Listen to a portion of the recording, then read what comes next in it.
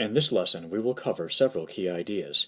First, we will see how Napoleon made three costly mistakes that contributed to his downfall. These were his continental system against Britain, the Peninsular War in Spain, and his invasion of Russia in the summer of 1812. We will then see how Napoleon was exiled but returned briefly to power, only to be defeated and exiled once again. We shall then examine how after Napoleon's defeat the Congress of Vienna met.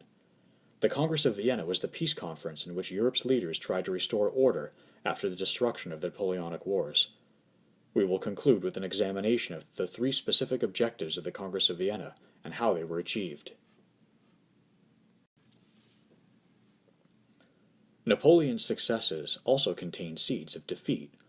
Although nationalism spurred French armies to victory, it worked against them too. Many Europeans who had welcomed the ideas of the French Revolution nevertheless saw Napoleon and his armies as foreign oppressors. They resented the way in which French economic policies and French culture were being imposed on them. From Rome to Madrid to the Netherlands, nationalism unleashed revolts against French rule. In the German states, leaders encouraged national loyalty among German-speaking people to counter French influence. Napoleon's power and military strength ironically made the conquered peoples more conscious of their loyalty to their own nations. The French Empire proved to be huge but unstable. Napoleon was able to maintain it at its greatest extent for only 5 years, from 1807 to 1812. Then it quickly fell to pieces. Its sudden collapse was caused in part by Napoleon himself. Of all the major European powers, only Britain remained outside Napoleon's empire and influence. With only a small army, Britain relied on its sea power to stop Napoleon. Having failed to invade Britain as a result of his defeat at the Battle of Trafalgar, Napoleon decided instead to strike at Britain's lifeblood, its commerce.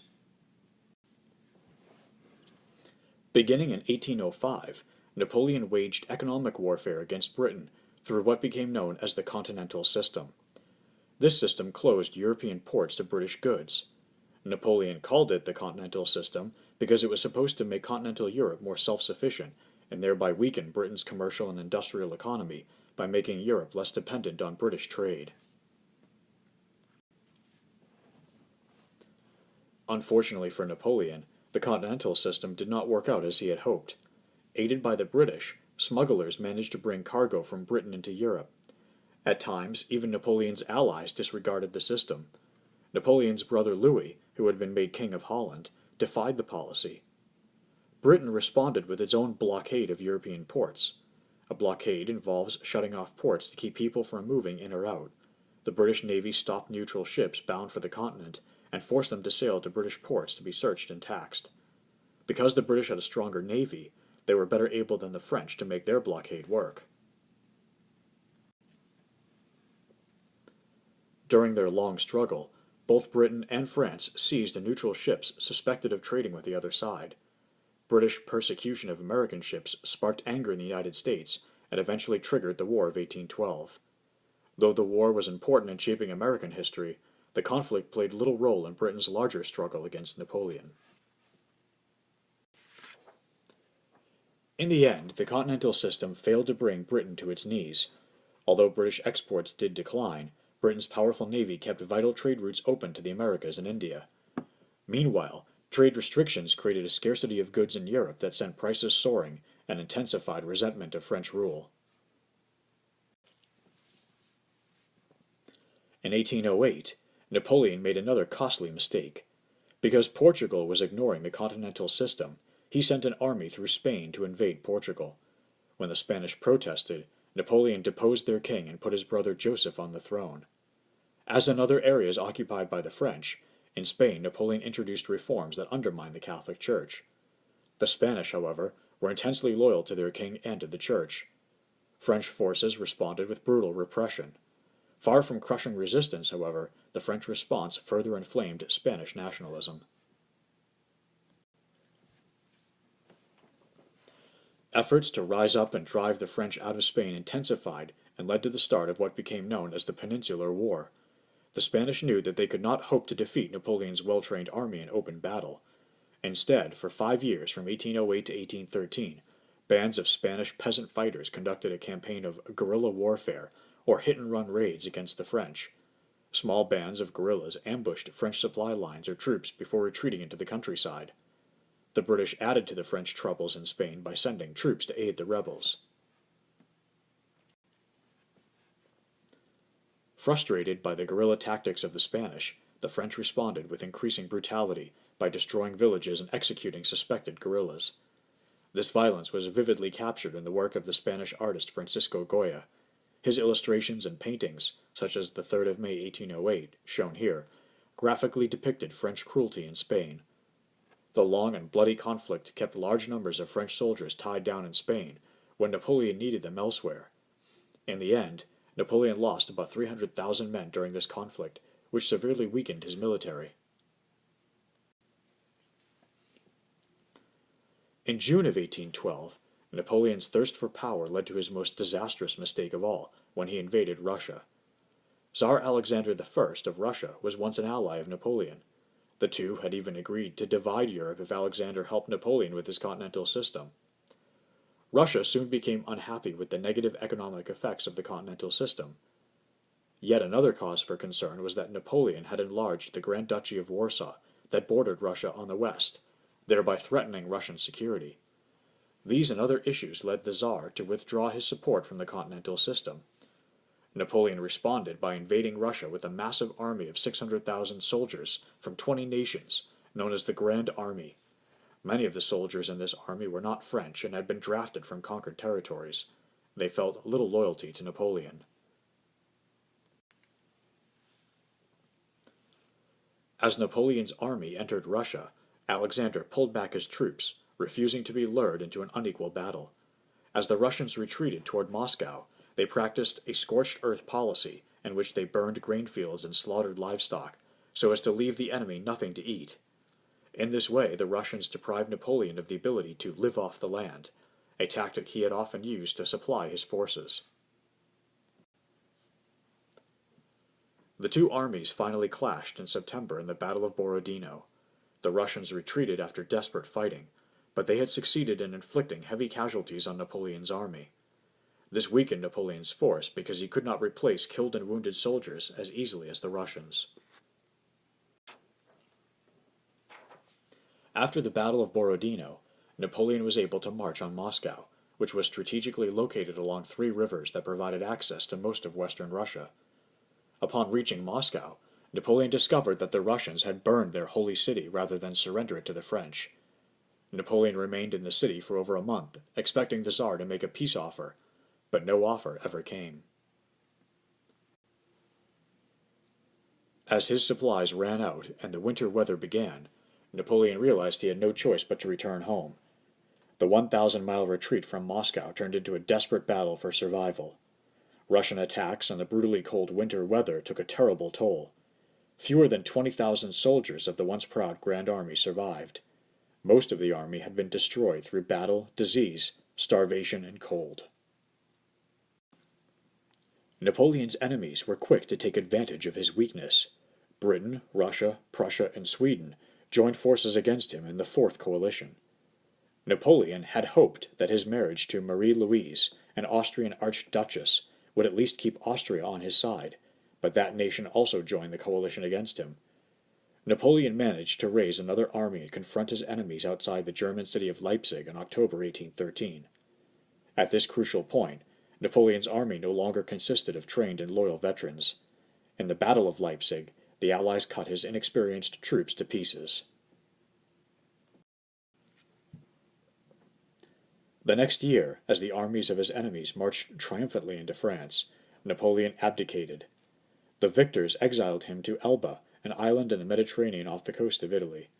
They then recognized Louis XVIII, the brother of Louis XVI, as the King of France. The restoration of Louis XVIII did not go smoothly.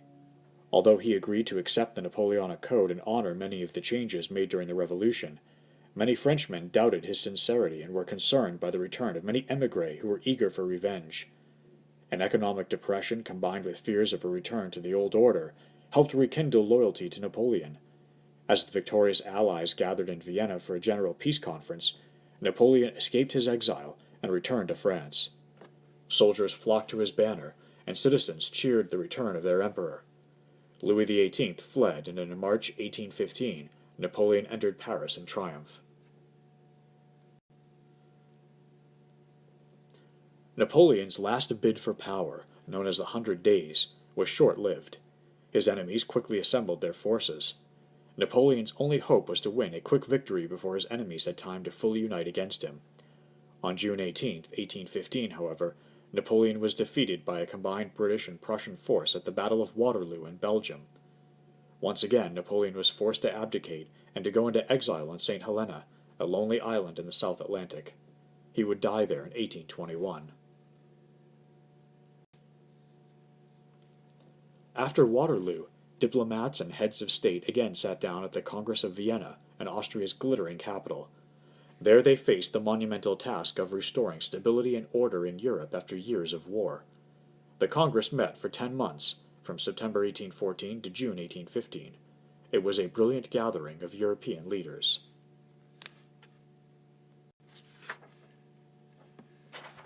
At the Congress of Vienna, diplomats and royalty dined and danced, attended concerts and ballets, and enjoyed parties arranged by their host, Emperor Francis I of Austria. In fact, so much of the Congress's work was achieved when diplomats and statesmen exchanged secrets and made deals at these numerous affairs, that historians use the phrase diplomacy through entertainment to describe how the Congress accomplished its work. Several key leaders shaped the goals and decisions of the Congress of Vienna.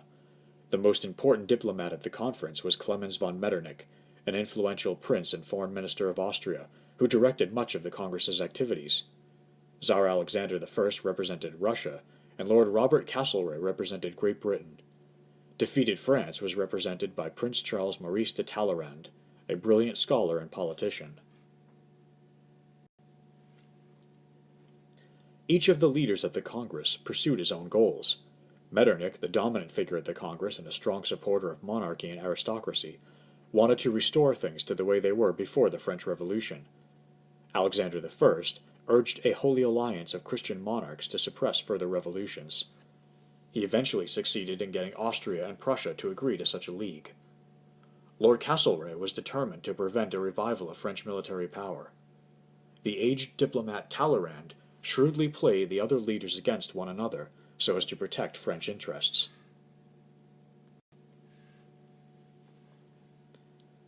The chief goal of the decision-makers at Vienna was to create a lasting peace in Europe.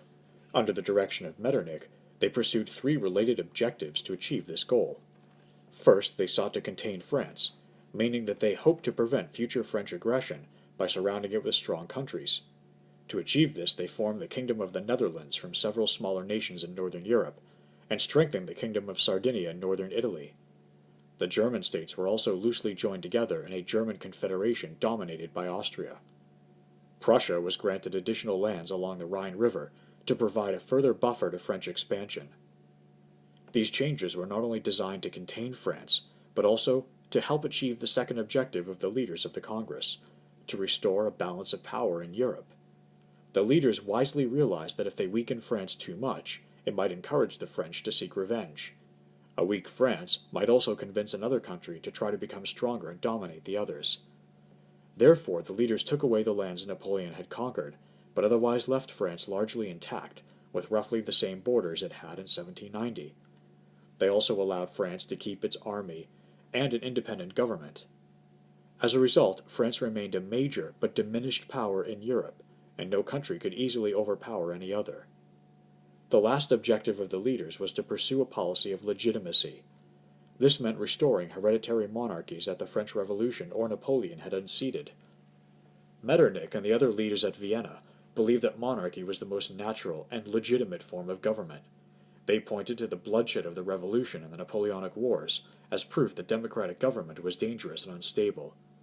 Even before the Congress had officially begun, the leaders of Europe had put Louis XVIII on the French throne. Later, they restored legitimate monarchs in Portugal, Spain, and the Italian states. To protect the new order imposed at Vienna, Austria, Russia, Prussia, and Great Britain extended their wartime alliance into the post-war era. In the Quadruple Alliance, the four nations pledged to act together to maintain the balance of power and to suppress revolutionary uprisings, especially in France.